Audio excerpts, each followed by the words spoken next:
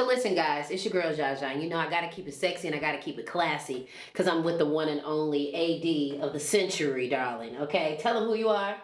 I'm Donovan Jackson. Listen, now, Donovan, I want to give a toast to all the amazing work that you do here on the set and production because, like, sometimes people say you can't do it without certain people. You're the type of person we really can live without and do without. So cheers and kudos to you. Thank you. Thank you. Okay, we're going to sip on that. Now, let's get to the nitty gritty. All right. Because I know you know the tea. Come on. And in this episode, it's the champagne, okay? Now listen, you've been on multiple sets, multiple movies, worked with all the celebrities.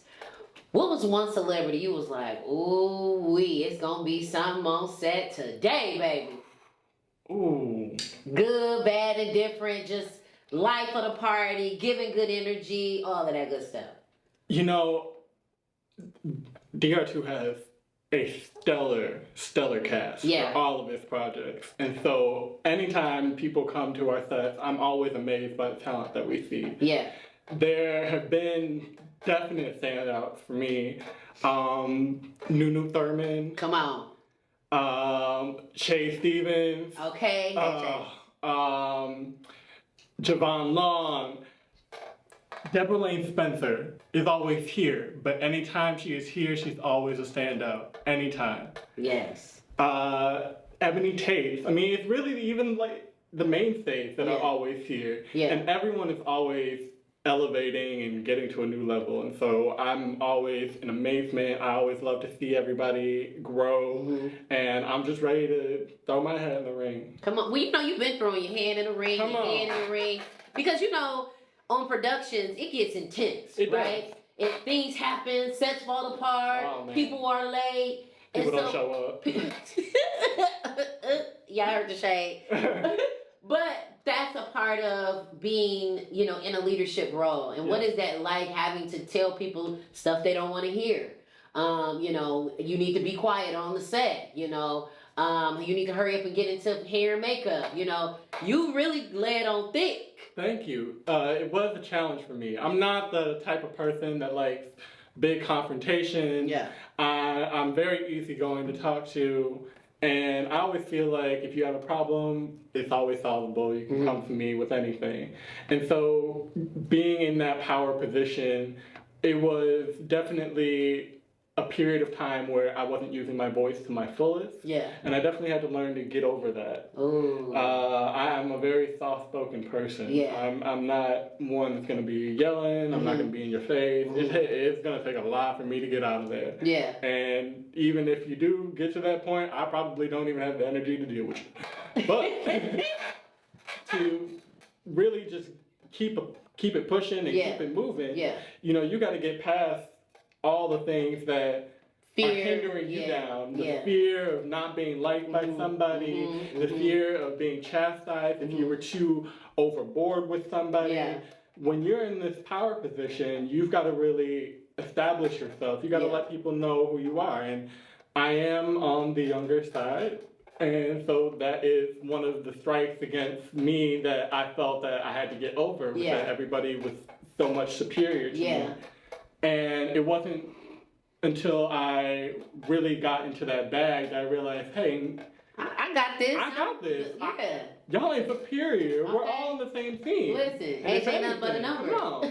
Okay? And you know, I love the fact that you talk about it being in a powerful position because it also comes along with trust. Yeah. You know, working with Dennis, he trusts you enough to know that his projects are going to come into fruition. And what does that mean, knowing that he's literally putting his projects in your hand to ensure that they are completed? The trust that Dennis instills with me is everything. Because this is my life. This is the things that I want to do. I call him my uncle. I call him Unc.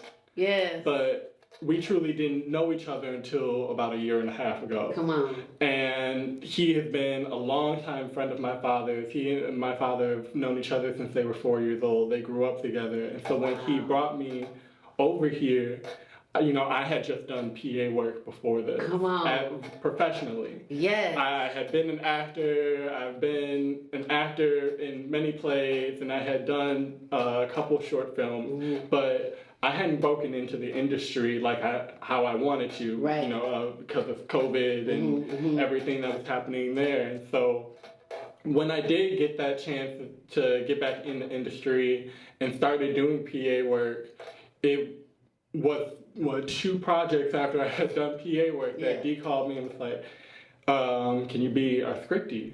Wow. And I had never done that before. Didn't know what a scriptie was. Wow. I learned 2 days before we went up with our first series that what a scriptie does and how to really play along with it. Now, what series was that? That was Street Legal. Street Legal. Which Wow. you can find on Tubi. Okay, make sure y'all tap into Street Legal. Season 2 coming soon.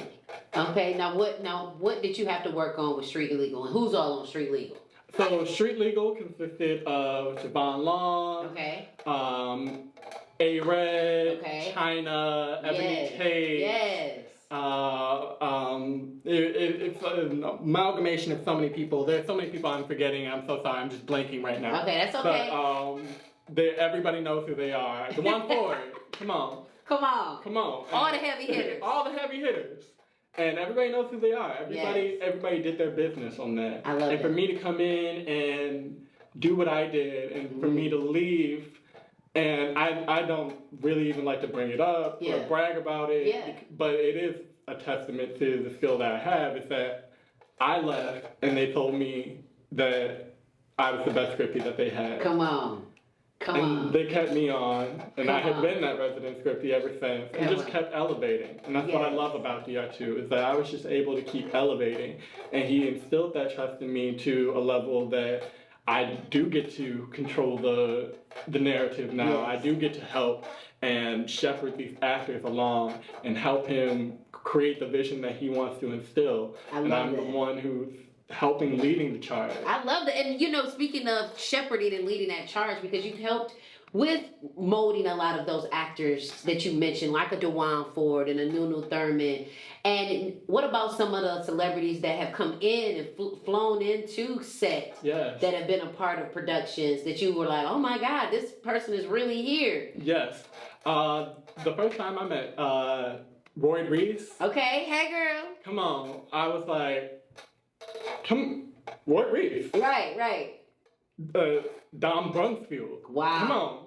Wow. Like, what are these heavy hitters doing here? Okay. Like Black Ink, really? What? But just seeing all the amount of people, I had met Sierra Angelia. Sierra Angelia was actually on the first film that I had done before. But just getting to see her come back in here, and I'm getting to work with her again. It's just crazy to see where I was and the talent that we had when I started with DR2 and where we are now. I love that. The elevation has been crazy. It has been crazy. And I love that for you, because everybody doesn't always have to be an actor to have a successful career in film. And so if they want to find you, if they want to support what you have going on and work with you at DR2, or they may bring you on a film or project, you know, how can they find you? How can they follow you? How can they support what you got going on?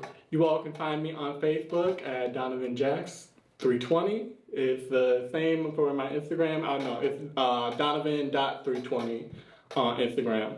And it's the same on TikTok, I believe, too. Okay, well, listen, y'all heard it here first. We're going to enjoy this champagne. Let's go. Cheers. Cheers.